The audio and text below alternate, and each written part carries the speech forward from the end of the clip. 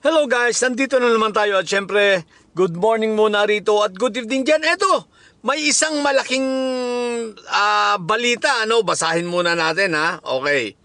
Nicholas Kaufman requests leave to withdraw as lead counsel in the case against former President Duterte before the International Court. At sa ibang mga news agency naman guys, ang sabi ron, itong si Kaufman ay tuluyan ng nag-resign bilang isang abogado ni Fentaboy nga. Pero guys, sa lahat ng mga sumusunod sa akin naaalala nyo pa ba nang i-content ko ang bagay na ito na sinabi ng ating puting kabayo na si Kaufman ay tatanggalin nitong pamilyang may sayad. Bakit? Dahil nga sa tapos na yung trabaho niya. At kasi nga 'di ba, ang purpose lang naman ni Kaufman talagang i-delay ng i-delay. Then pag ito hindi nakalusot at nagpunta sa trial, yan na nga, tatanggalin na siya dahil masyado nang mahal.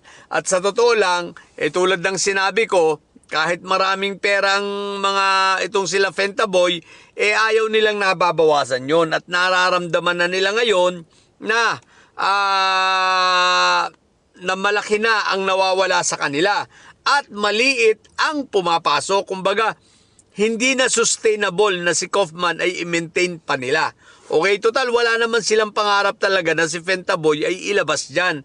Ang pamilyang may sayad, tulad ng ating sinabi ng ating puting kabayo, walang pangarap na si Fentaboy ay makalabas. Ang gusto nga lang nila si Fentaboy ay matuluyan before 2028 para sa ganun baka sakali na makuha nila ang simpatya ng mga tao. Yun ay kung makukuha nila, di ba?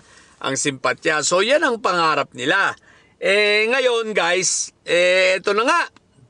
So, si Kaufman, nag-resign na, pero hindi po yan nag-resign. Talagang tinanggal na yan. Dahil tapos na. At hindi na nila kailangan. Ngayon, tingnan natin kung sino ang ipapalit nilang Pilipino. Ang balita ko, Pilipino. Ang sabi natin puting kabayo, di ba? Filipino ang mga ipapalit. Siyempre, kaya ipapalit yung mga ibang mga Filipino na bobo na first time magiging international lawyer, magpapa-accredit, para sigurado sila na si Fentaboy wala nang layaan. Sa totoo lang, hindi mahal ng mga anak niya yan si Fentaboy. Wala, ang pamilyang yan pamilyang siraulo, pamilyang may sayad, walang pagmamahalan sa pamilyang yan. Puro plastikan lang ang mga yan, puro optics lang, pakitan tao lang, no? Pero wala talaga, no? Pero ibig ko sabihin, no? Eto, nagkatotoo ang sinabi ng ating puting kabayo na noon pa na talagang si Kaufman ay tatanggalin ni Inday Sayad at ng kanyang mga kapatid. Dahil bakit? Tapos na di ba? Hindi naman nila napalabas si Fentaboy, pero wala naman talagang purpose na at wala naman talaga silang goal na palabasin si Fentaboy.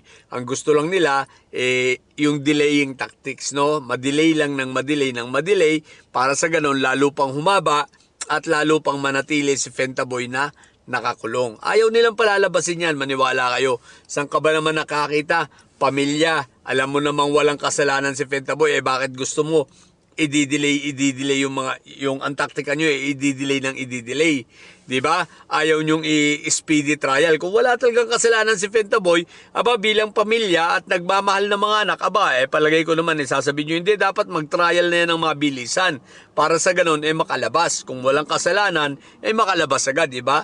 Kung naniniwala kayong walang kasalanan, ang tanong nga bakit dinidelay? Bakit ang lahat ng strategy na ginawa ni Kaufman ay para lang i-delay? O di ba kasi nga wala naman talagang pangarap na ilabas. At katulad ng sinabi ng ating puting kabayo noon, si Kaufman ay papalitan, tatanggalin, ayan na nga. So sa aking palagay, hindi totoong nag-resign si Kaufman, tinanggal talaga yan. Siyempre para medyo graceful exit, pinalabas na lang, kumbaga optics na lang yung pagre-resign. Di ba? Ganun na lang yan. So yun lang. So wala na si Fentaboy sa pagre-resign ni Kaufman, lalo nang napurnada, lalo nang nalubog.